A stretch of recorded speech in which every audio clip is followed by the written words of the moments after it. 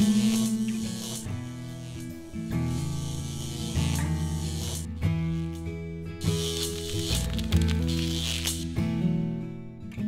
Sean Moyer. I'm the curator of military and political history at the Royal Alberta Museum in Edmonton. Today we're talking about 1917 Red Cross signature quilt made in the small community of Wastkatenau, about an hour northeast of Edmonton. The community of Wastkatenau held a summer picnic, and the idea of it was to support the local Red Cross chapter. And the idea was to make a signature quilt so that people could pay a modest sum to have their names embroidered on the quilt. That money was in turn given to the Red Cross and used to assemble comfort packages and buy medical supplies which would be shipped to the front in France and Belgium to support the troops. What we understand from the research that was undertaken by people in the community of Wastkatenau and by ourselves here at the museum is about 18 women were involved in the making of the quilt. And that included making the backing, making all of the squares, all the segments to make the red crosses and the white backing for the top, embroidering the edges, and also embroidering the signatures into the quilt. And there are 300 some names that are embroidered into the quilt, and of that, there are about 28 names are those soldiers that belonged to or joined up Edmonton and area units during the First World War. For all the people that contributed money to have their names embroidered on the quilt, their names were entered into a raffle. And the prize was this quilt. The winner was a young gentleman by the name of William Charrington. Now at the time, he was serving on a naval vessel off the west coast of Canada. His parents kept the quilt for several years for him, and when he married in 1923, it was given to him and his new bride as a wedding present from his parents. The quilt stayed in the family then, first with William Charrington and his wife, and then their daughter, until 1990. At that time, their daughter returned the quilt to the community of Wastkatenau and gave it to the Seniors Association.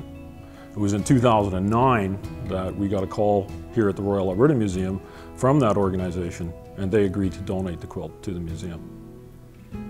I'm Shirley Ellis, a textile conservator here at the Royal Alberta Museum.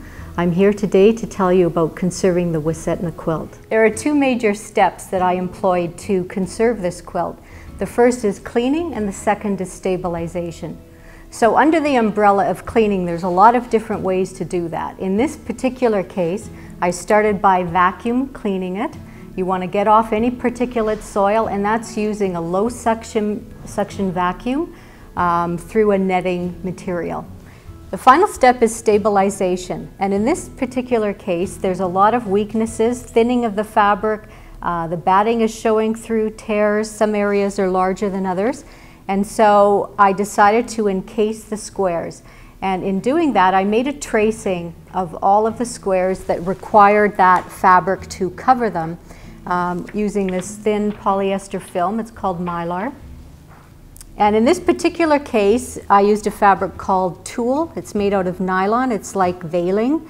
There are different fabrics that we use, but in this particular case, we thought this was quite sheer, and it allowed the signatures to still be visible, which was an important factor. And it was a Red Cross quilt made in 1917, and the signatures are the important part of this quilt, the people behind it. This quilt is representative of one small community's efforts to support the troops, Canadian troops overseas during the First World War.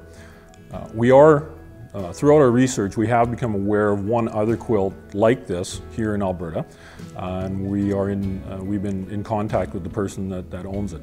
At this time, though, those are the only two quilts, signature quilts of this type, made for the Red Cross for fundraising purposes that we're aware of. I'm sure a lot of people probably want to know, when would they be able to see this quilt in the museum? When would it be on display?